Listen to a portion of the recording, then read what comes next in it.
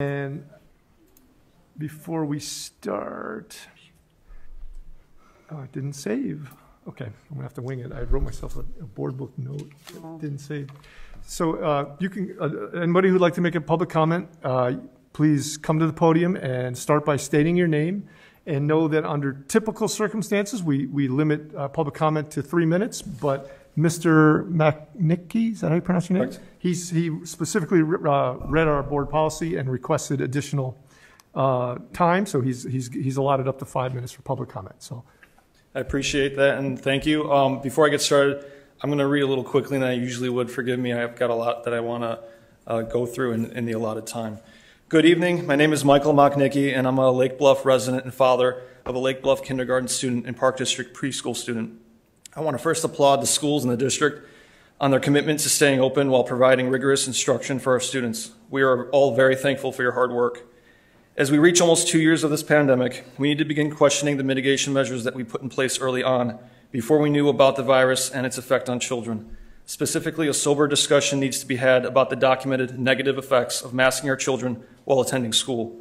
I think we can all agree that the silver lining of this pandemic, if there is any, is that our children have been largely spared the severe complications that so many have suffered due to infection. This has been an irrefutable fact for over 18 months now. Currently, all children attending classes are required to wear masks. A few reasons why this requirement doesn't make sense at this time. The risk of severe illness due to infection is negligible. Cloth and surgical face masks are ineffective against airborne viruses. An infectious dose of COVID takes 27 minutes to transmit between people with cloth masks compared to 15 minutes without any masks. All masks are permeable when wet from spit, water, or humidity from breath. Vaccines have been available to kids for 4 months and adults for more than a year. Well-controlled, real-world studies have not demonstrated any clear benefit of masking students. Dr. Fauci has acknowledged that everyone will eventually get COVID, and the younger you are when this inevitability takes place, the better off you are in regard to complication risks. What are some of the downsides of masking children? Mildew and bacteria can begin growing in a cloth or surgical mask within 30 minutes of becoming moist from breath or spit. Mask mandates are causing over 350% surge in childhood speech delays. My wife and I will be seeking speech intervention for our 3-year-old son. I'm not optimistic in that effort, as other parents have already expressed their frustration with even speech therapists wearing masks during intervention instruction. 75% of kids that don't overcome any reading lag by the 3rd grade struggle through the remainder of schooling. Children rely on facial expressions to interpret what they hear, lip reading to learn vocabulary and correct pronunciation, and they rely on seeing faces to read emotions for psychological development.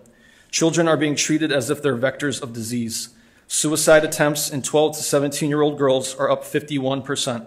There are 0 long-term studies on masking kids and its effect on their respiratory, cardiovascular, or neurological development. During the school week, my daughter wakes 45 minutes before the school bus picks her up. She's home by 3:15 and in bed by 7:30 p.m. In 13 hours, she's awake on a weekday. She is forced to mask for eight of those hours. We know that the schools are safe, that COVID-19 does not spread on surfaces, that cloth masks are nothing more than facial decorations. We know that the very evidence cited by the CDC director on mask effectiveness in schools has been proven to be highly flawed. But most importantly, we know that the risk of severe disease from COVID-19 for our healthy children has always been low, and in the vaccinated children, COVID is much less dangerous than the flu. Forcing our children to mask any longer at this time is committing educational malpractice. What are the off-ramps or metrics that will allow our children to unmask? If the state or county is not willing to acknowledge or the current data and act, why are we relying on them for guidance? Do we not have the ability as a district or village to act in the best interest of our children and community? Just yesterday, the state of New York found mandatory masking in schools unconstitutional. New York districts now have the say in what's best for their community and its children. The writing's on the wall. Does District 65 want to be one of the last school districts in the country that still unnecessarily forces masking of the children in school? Or do we want to be a beacon and provide a roadmap to the rest of our state on how to return to normal life? Do we want to continue to ignore the damage being caused to our children, or do we want to stand up and speak in defense of them by calling out these ineffective and damaging policies? We need to begin to move to mask optional policy now. The need for normalcy at school is urgent. We should end mandatory masking no later than February 15th. This will allow schools to communicate and prepare. for anxieties to fall as the Omicron peak subsides, and for families to get their children fully vaccinated if they so choose. Making mask optional will always be controversial, be it a year, a month, or a week from now. Then why not today? Children have suffered enough. They've paid a steep price for our fear. It is our job to protect our children, not the other way around. One last thing, if I may. An advocacy toolkit was published yesterday, authored by virologists, physicians, pediatricians, and hospital directors of critical care. The toolkit's intended to help everyone who needs to make evidence-based decisions for pre-K, K through 12 schools, and extracurricular activities. It summarizes the most important data regarding COVID in children of all ages so you can be empowered. This toolkit can be found at urgencyofnormal.com. I'll email all board members a copy of this toolkit and hope that it provides everything needed to facilitate a move to optional masking in school. Thank you for your time and attention. I also printed a hard copy for our superintendent. Thank you. Thank you. All right, we're going to move on, unless there's other public comment. We do have one written public comment. Okay. I have one written public comment from Laura Petra.